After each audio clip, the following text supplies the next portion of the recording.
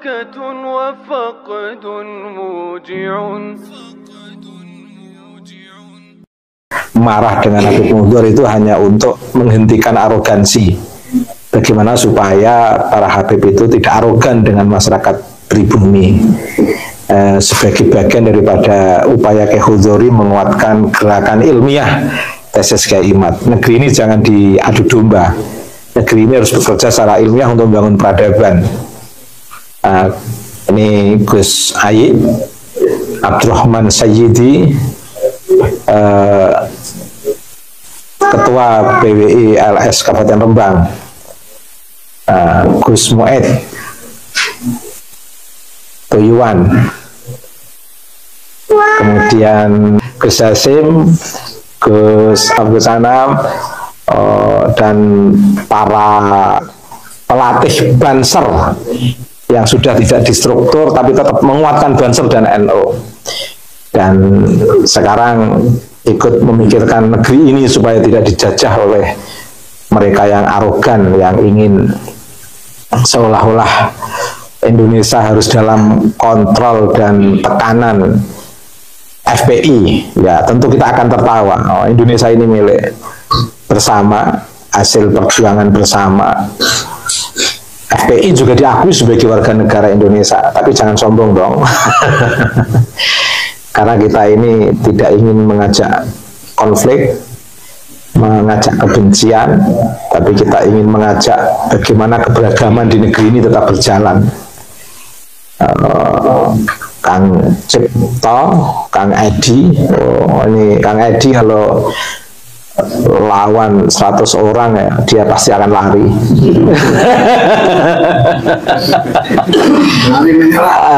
Lari menyerang atau lari menghindar ya. Kang Cip ini juga lawan 100 orang pasti dia akan lari juga dia. Mengapa lari? Lari membawa bendera kemerdekaan untuk tidak perlu perang. Karena siapapun yang mengajak perang harus segera dipenjara. Siapapun yang mengadu domba, mengajak perang harus segera ditangkap. Kalau itu namanya adu domba. Nah, perkumpulan ini bukan perkumpulan untuk mengajak perang, tapi mengisi kekuatan civil society.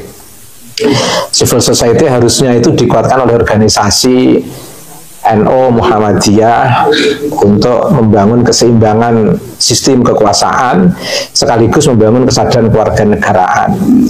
Tapi kita lihat organisasi-organisasi besar ini kelihatannya sedang mencari aman, sehingga perlu kesadaran masyarakat bawah atau menengah kultural, istilah saya secara ilmiah itu, perlu kesadaran masyarakat menengah kultural untuk berbicara, karena menengah struktural sedang istirahat, bahasa ilmiahnya sedang istirahat, sedang ngopi-ngopi.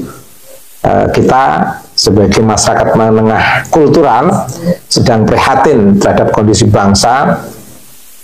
Mengapa bangsa yang besar ini seolah-olah kalah dengan mereka yang suka memasang baliho Rizik Syihab dan menyanyikan lagu-lagu keislaman yang sebenarnya hanya untuk kamuflase. Bukan Islam untuk rahmatan lil alamin, tapi Islam sebagai simbol kehendak kuasa. Ini kan problem. Tapi alhamdulillah setelah ada tesis Kiai Imad, semuanya calling down gerakan-gerakan ekstrim dan duduk manis. Termasuk yang dulu suka mencaci NU, sekarang sudah tidak ada yang mencaci NU, bahkan mencari hati orang NU sekarang ini. Yang dulu suka menghina presiden, sekarang sudah tidak menghina presiden. Ini berkah gerakan menengah kultural. Berkah gerakan menengah kultural akhirnya sudah terjadi keseimbangan, kesadaran citizenship, kesadaran kewarganegaraan atau kesadaran civic, bahwa negeri ini memang harus dibangun dengan damai, dengan ramah, dengan egaliter, kesetaraan, keadilan, dan kemanusiaan. Bukan negeri yang hanya dikuasai oleh kelompok atau mereka yang ingin menciptakan kelas, seperti Pak Alwi ingin kelas kedua, pribumi kelas ketiga. Itu ngaco itu namanya hegemoni, itu namanya ananiah, jumawa. Yang pribumi turun-temurun memiliki memiliki pahlawan yang luar biasa saja tidak pernah menciptakan kelas pertama Ba'alwi kelas 3, enggak.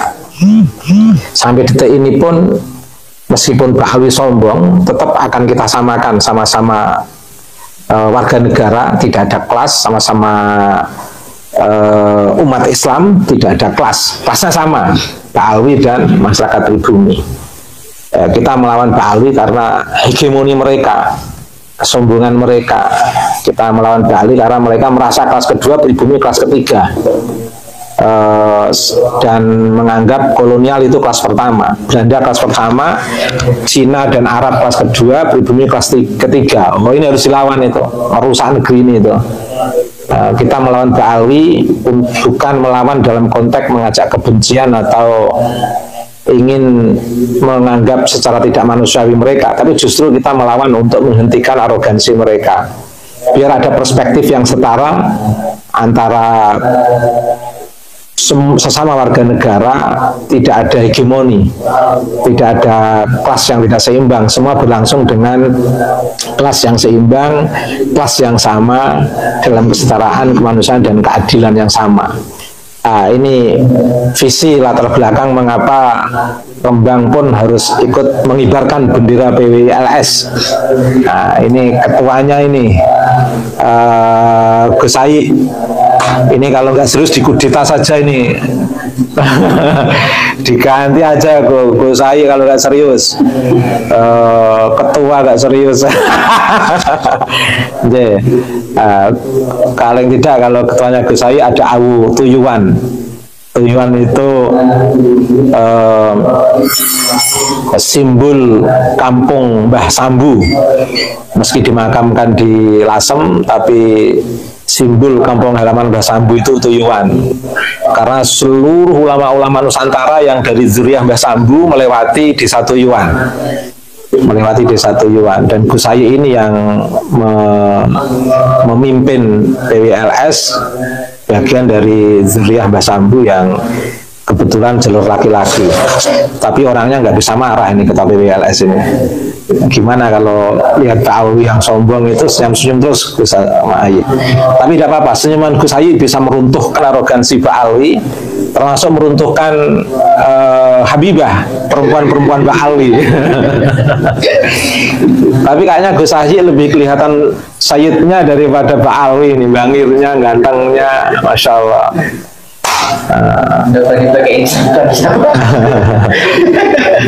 Ya, silakan Gus Ai dibuka apa yang perlu dibicarakan, akan kita ikuti dengan settingan ini biar pembicaraannya tertata. Monggo Gus Ai atau Gus Muid dulu membuka acara ini.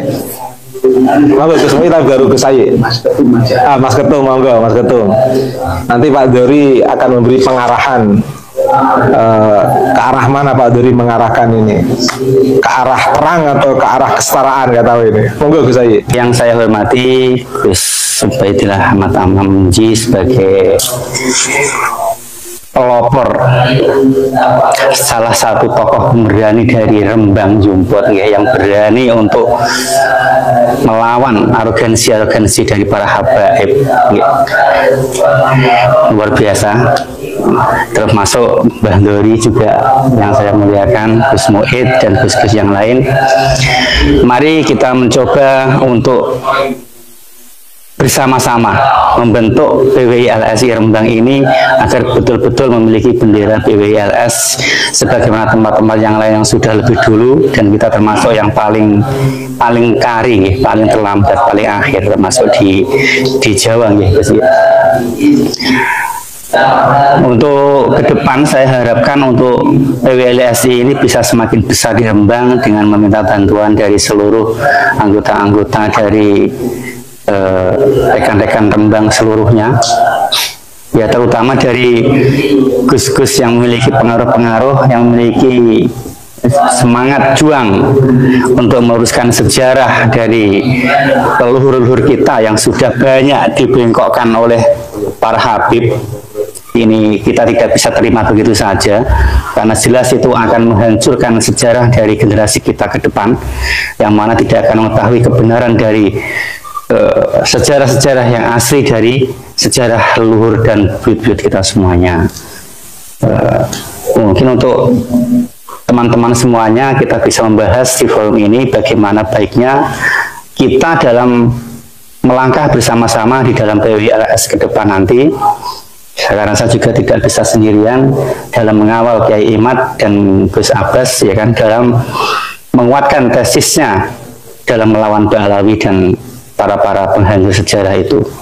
Monggo untuk Gus Muhid mungkin bisa membantu dalam hal ini. Monggo Gus dijawab Gus Muhid. Silakan Gus. Assalamualaikum warahmatullahi wabarakatuh.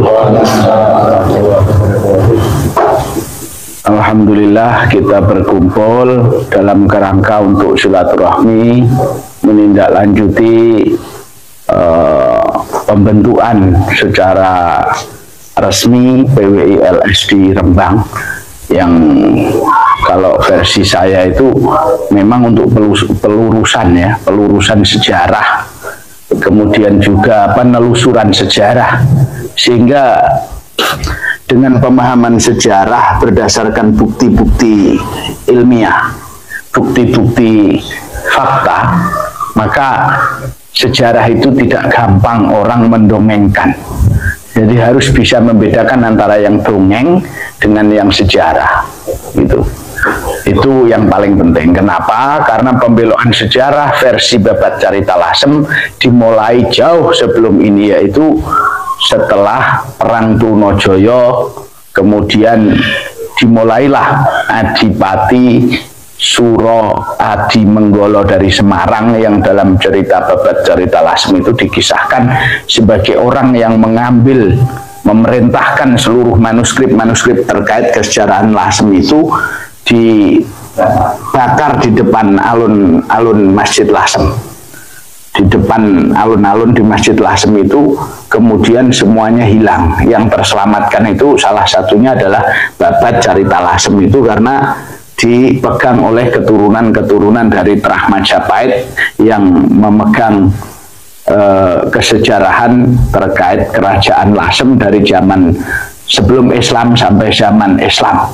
Termasuk di dalam Babat Carita Lasem itulah kita juga menemukan bagaimana itu Sunan Bonang disebutkan, bagaimana Nyai Ageng Maloko putri Sunan Ampel itu Mbak Yunya Sunan Bonang disebutkan, termasuk juga Maulana Sambu disebutkan kisah-kisahnya. Dan ini jelas masih memerlukan penelusuran lebih jauh, karena ada indikasi pengubahan sejarah terkait Mbah Sambu, terutama terkait ke atas, jalur ke atas. Nah, ini di dalam beberapa silsilah sendiri keluarga-keluarga terkait itu ada banyak jalur, dan itu nggak mungkin semua benar. Pasti ada yang lebih benar yang ditunjang oleh fakta, data, dan manuskrip. Nah, ini juga perlu menjadi PR kita untuk PWILS di Rembang.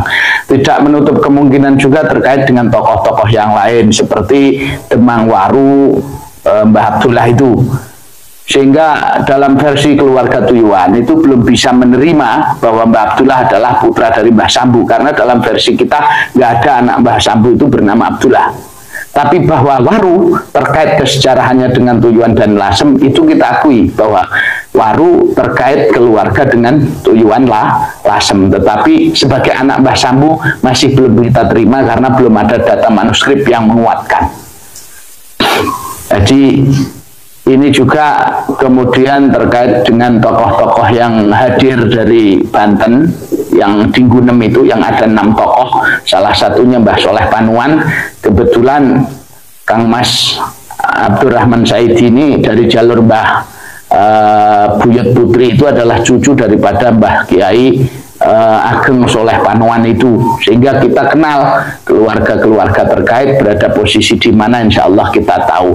Maka insya Allah kalau itu aman, akan sulit kalau dirubah-rubah sejarahnya, karena kita selalu pantau, walaupun kita tidak posisi berada di dekat dengan lokasi makam, tapi kita selalu pantau dan keluarga-keluarga terkait selalu hadir dalam acara haul dan acara-acara keluarga yang masih terkait.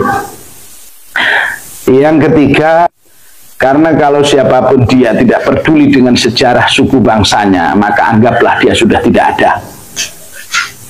Karena sejarah itulah yang menunjukkan siapa kita, dan bangsa atau suku kita nanti ke depan akan hadir sebagai salah satu pejuang dan pembela, pengawal dan pengamal daripada agama Islam itu sendiri.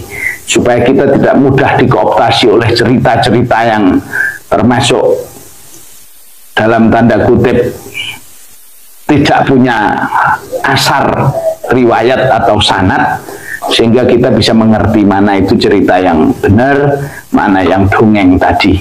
Jadi kalau dari saya itu aja dulu, kita mulai sambil berjalannya waktu nanti kita akan ada penyempurnaan-penyempurnaan. Assalamualaikum warahmatullahi wabarakatuh. Terima kasih atas waktu yang diberikan terkait dengan pertemuan kita pada sore hari ini. Alhamdulillah saya bisa bergabung dengan panjenengan semua terkait dengan pembentukan PPI LS di Kabupaten Rembang, yang mana sesuai yang saya ketahui bahwa ini termasuk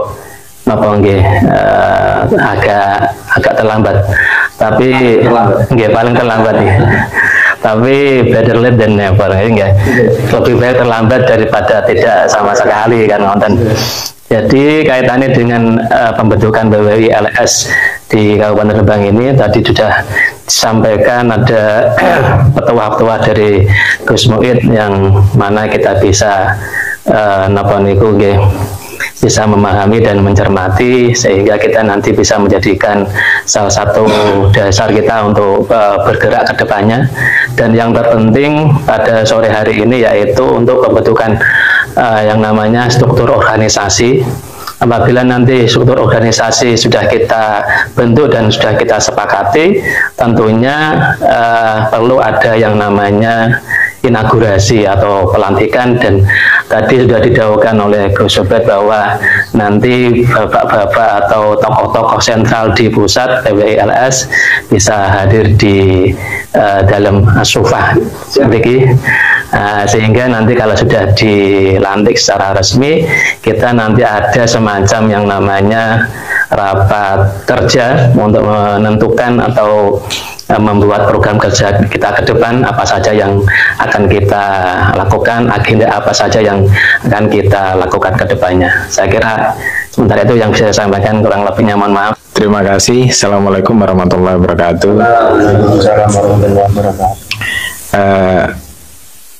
Pertama kali saya mengucapkan banyak terima kasih kepada sedulur-sedulur PPI LS Kabupaten Rembang saged rawuh pada sore hari ini. Dan insya Allah dari dulu saya juga kepingin bagaimana kita itu bisa bergerak dalam ranah yang dunia nyata.